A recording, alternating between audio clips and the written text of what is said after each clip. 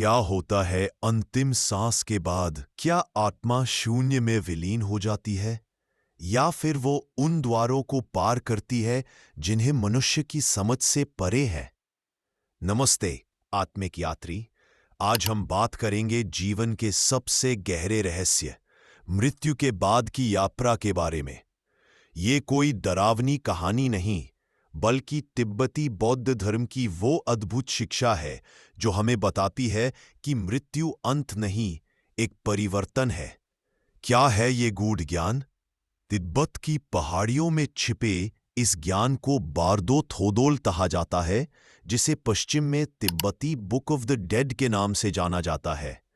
लेकिन ये कोई डरावनी किताब नहीं, बल्कि एक आध्यात्मिक जीपीएस है जो मृत्यु के बाद की यात्रा में आत्मा का मार्गदर्शन करता है। इसके रचयिता थे गुरु पद्मसंभव 8वीं सदी में। भारत में जन्मे इस महान योगी ने तिब्बत में बौद्ध धर्म की नींव रखी। उन्हें गुरु रिनपोचे, अमूल्य गुरु कहा जाता था। कहानी ये है कि तिब्बत के राजा ने उन्हें बुलाया क्योंकि वहां के लोग प्रेत आत्माओं और स्थानीय देवताओं से डरते थे। पद्मसंभव ने अपने योग बल से इन शक्तियों को वश में किया और उन्हें बौद्ध धर्म का हिस्सा बना दिया। मृत्यु है एक अवसर। तिब्बती मान्यता के अनुसार मृत्यु के बाद आत्मा 3 अवस्थाओं बारदो से गुजरती है। 1 चिकाई बारदो, मृत्यु का क्षण।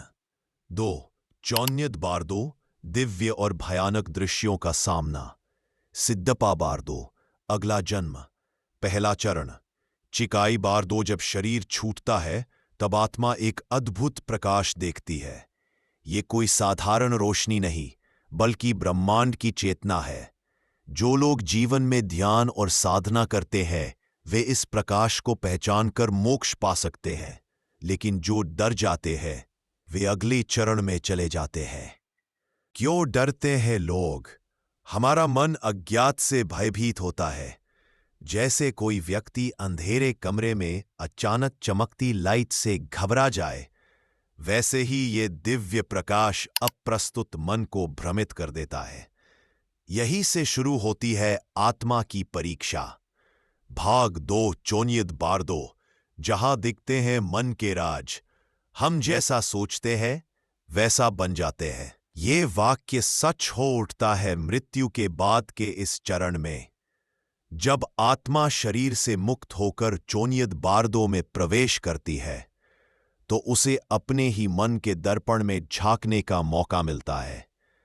क्या देखती है आत्मा?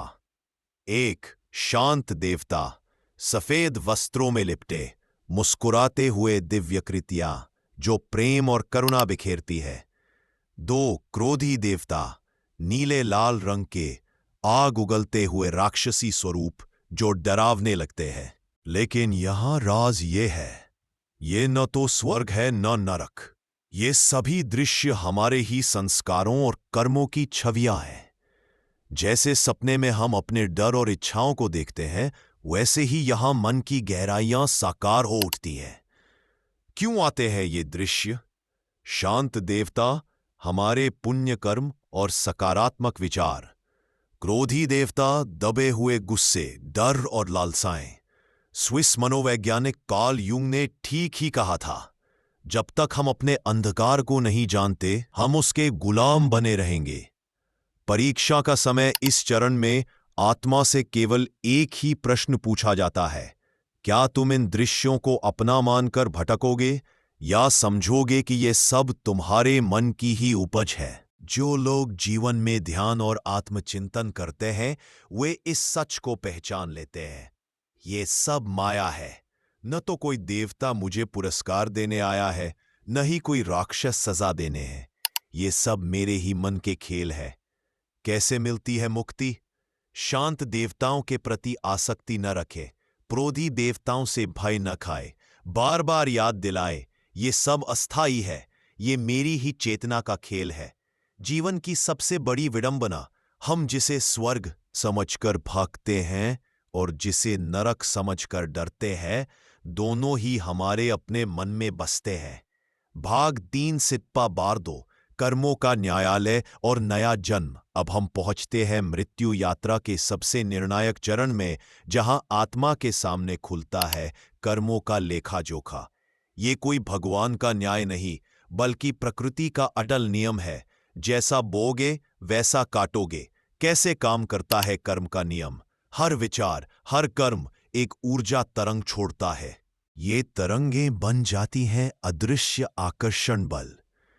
मृत्यु के बाद यही बल खींचता है आत्मा को उसके अगले जन्म की ओर।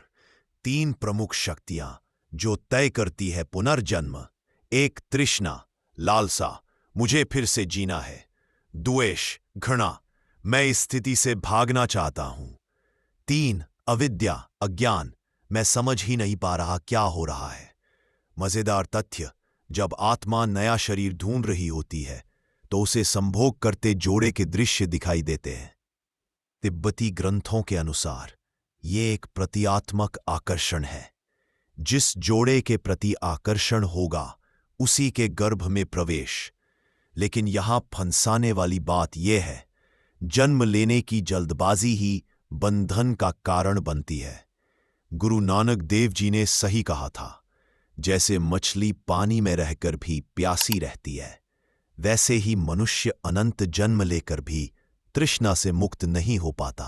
कैसे टूटता है ये चक्र? जागरूकता, मैं शरीर नहीं चेतना हूं। वैराग्य, ना मुझे कुछ चाहिए ना कुछ भागना रहे। जीवन में ही कैसे करे तैयारी? 1 मृत्यु स्मरण, रोज 5 मिनट सोचे, आज मेरी आखिरी रात हो तो। 2 ध्यान, श्वास पर ध्यान देकर विचारों से मुक्ति का अभ्यास। अंतिम भाग, मृत्यु को जीतने वाले योगियों के रहस्य।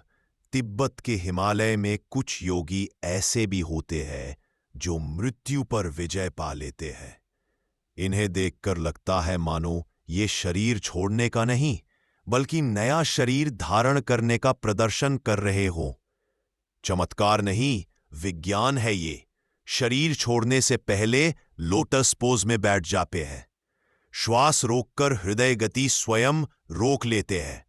शरीर से निकलती है इंद्रधनुषी रोशनी, जिसे विज्ञान बायोफोटन्स कहता है। 4 संकेत जो बताते हैं अगला जन्म कैसा होगा। 1 अंतिम विचार, मरते समय जो भाव हावी होगा वैसा ही अगला जन्म। 1 अंतिम शब्द, मुख से निकला आखिरी शब्द बन जाता है भविष्य का बीज। असीता, 4 संकेत जो बताते हैं अगला जन्म कैसा होगा। आधुनिक विज्ञान क्या कहता है? डॉक्टर इयान स्टीवनसन ने 50-100 केस स्टडी कर पुनर्जन्म के प्रमाण दिए। क्वांटम फिजिक्स कहती है ऊर्जा न तो बनती है न नष्ट होती है, सिर्फ रूप बदलती है। मेमोरी ऑफ वाटर थ्योरी, शरीर का 70% पानी सूचनाएं संग्रहित करता है। क्या आप जानते हैं, भगवान बुद्ध ने अपने पिछले 500 जन्मों की कथाएं सुनाई थी। ये जातक कथाएं आज भी उपलब्ध है। जीवन का सार, एक तिब्बती कहावत याद रखें, मृत्यु डराने के लिए नहीं, जगाने के लिए है। जिस दिन तुम्हें ये याद आ जाए कि तुम्हारे पास समय सीमित है, उस दिन तुम फालतू चीजों पर समय बर्बाद करना बंद कर दोगे। अंतिम संदेश, इस वीडियो को देखकर आपने मृत्यु पर शोध तो शुरू कर दिया, लेकिन असली मंत्र है जियो ऐसे कि हर पल मृत्यु को गले लगाने को तैयार रहो, और मरो ऐसे कि हर पल नए सिरे से जीने की इच्छा जगे। एक्शन स्टेप्स, इस वीडियो को शेयर करें उन्हें जिन्हें मृत्यु का डर सताता है। कमेंट में लिखें, मैं आज से जीवन को पूरी तरह जीऊंगा। बेल आइकन दबाएं ताकि ऐसे गहन ज्ञान से जुड़े रहें। धन्यवाद। आपके साथ यह आध्यात्मिक यात्रा करके हमें प्रसन्नता हुई।